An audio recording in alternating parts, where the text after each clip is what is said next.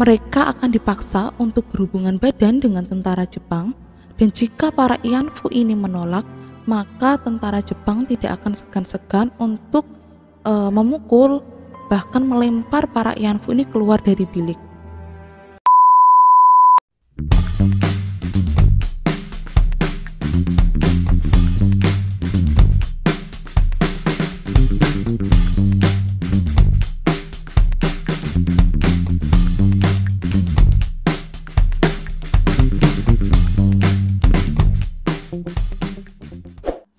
Hai semuanya, selamat datang lagi di channel YouTube aku, Maria Hari Channel, dengan konten ceria cerita Maria.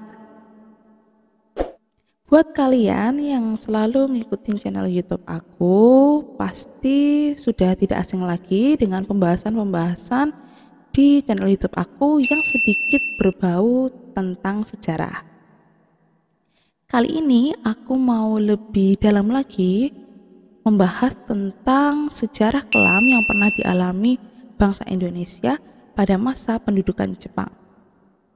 Mungkin kalian pernah dengar tentang kata Jugun Ianfu, atau mungkin kalian baru pertama kali ini mendengarkan kata Jugun Ianfu.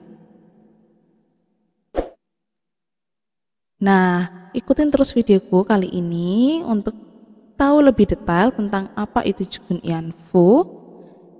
Tapi sebelum itu jangan lupa untuk klik tombol subscribe, like, komen, dan share. Hari ini aku mau cerita ke kalian tentang kisah kelam yang dialami oleh para wanita-wanita di Indonesia. Mungkin gak semuanya, tapi ada beberapa dari mereka yang pernah menjadi Jugun Ianfu. Para wanita ini mendapatkan perlakuan yang tidak manusiawi pada masa pendudukan Jepang. Dan kasus ini merupakan salah satu eksploitasi manusia dan juga kejahatan perang yang pernah dilakukan Jepang di masa lalu. Nah, aku langsung bahas aja ya, apa itu Jugun Ianfu dan bagaimana bisa ada Jugun Ianfu di Indonesia pada masa pendudukan Jepang.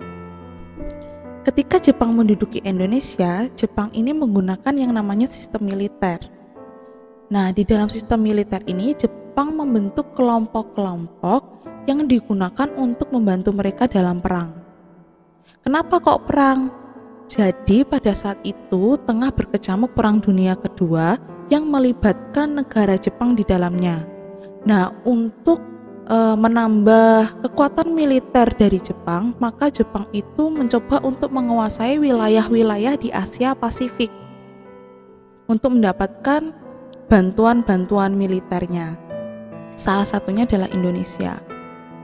Nah, pada saat itu Jepang masuk di Indonesia dan membentuk kelompok-kelompok. Mungkin kalian waktu di sekolah pernah dengar tentang peta, Keibodan, Senendan. Nah, kelompok-kelompok itulah kelompok yang dibentuk oleh Jepang untuk membantu Jepang dalam perang. Nah, kelompok-kelompok ini terdiri dari pria-pria yang memiliki usia produktif. Ternyata tidak hanya ada kelompok yang beranggotakan laki-laki, tapi juga ada kelompok yang beranggotakan perempuan. Ada satu kelompok yang beranggotakan perempuan, cuma pada kenyataannya, kelompok ini memang tidak ditugaskan untuk perang. Nah, kelompok ini biasa disebut dengan sebutan Jugun Ianfu. Menurut buku yang aku baca, Jugun Ianfu itu berasal dari bahasa Jepang, terdiri dari kata Ju yang artinya ikut, Gun yang artinya militer, Ian yang artinya penghibur, dan Fu yang artinya perempuan.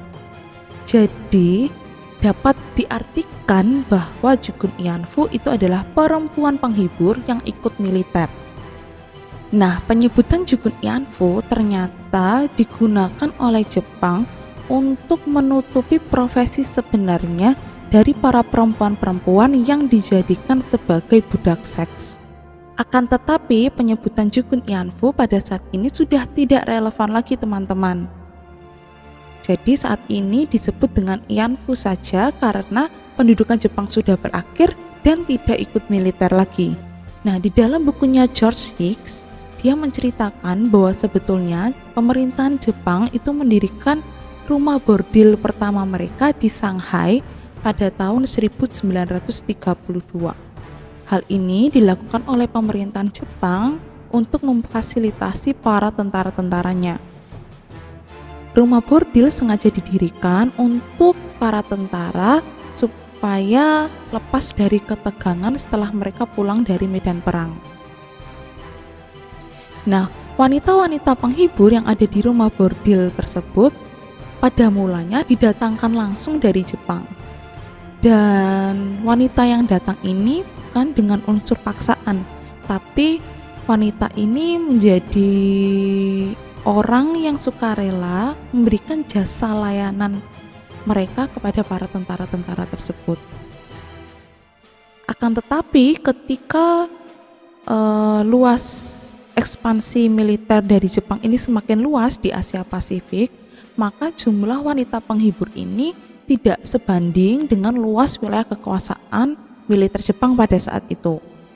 Sehingga kemudian salah satu cara yang dipikirkan oleh tentara Jepang adalah merekrut perempuan-perempuan yang berasal dari wilayah-wilayah yang diduduki oleh pemerintahan Jepang.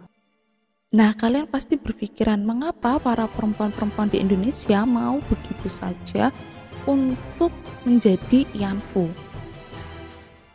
Nah, para tentara ternyata punya cara untuk merekrut para perempuan-perempuan Indonesia ini untuk menjadi Yanfu, yaitu dengan cara memberi selebaran dan iming-iming kepada para perempuan Indonesia untuk mendapatkan pekerjaan yang layak atau untuk mendapatkan beasiswa sekolah ke luar negeri. Para tentara selain memberikan selebaran-selebaran dan memberikan iming-iming kepada perempuan-perempuan Indonesia, mereka juga menggunakan cara paksa, yaitu dengan menculik para perempuan-perempuan. Para perempuan yang berhasil ditipu dan diculik oleh para tentara ini, mereka tidak tahu kalau kedepannya mereka akan dijadikan Yanfu atau wanita penghibur. Para perempuan yang sudah ditipu dan diculik oleh para tentara Jepang ini kemudian nanti akan dikumpulkan di satu tempat. Setelah berkumpul di satu tempat, mereka akan mulai dikirim ke pusat-pusat wilayah militer Jepang yang ada di Indonesia.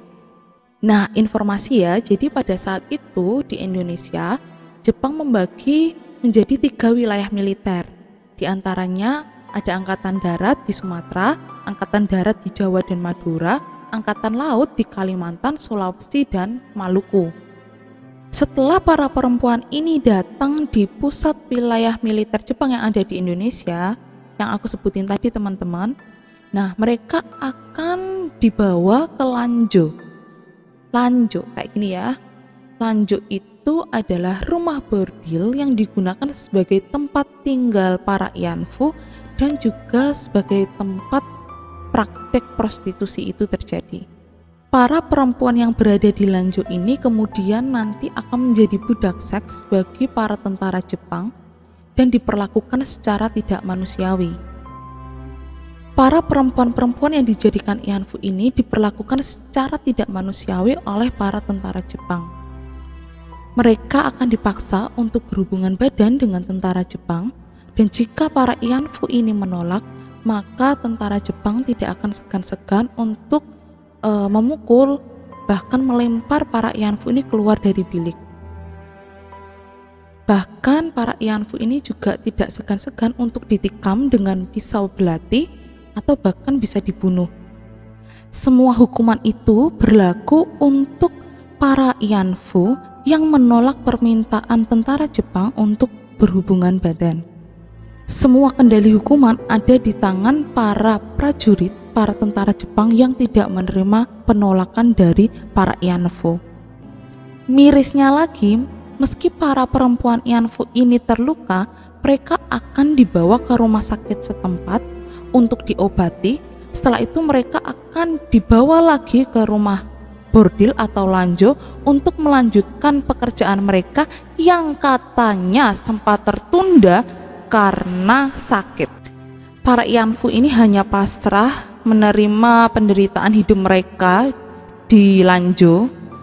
Bayangkan aja ya teman-teman, mereka itu tidak boleh keluar dari Lanzhou atau kompleks rumah bordilnya.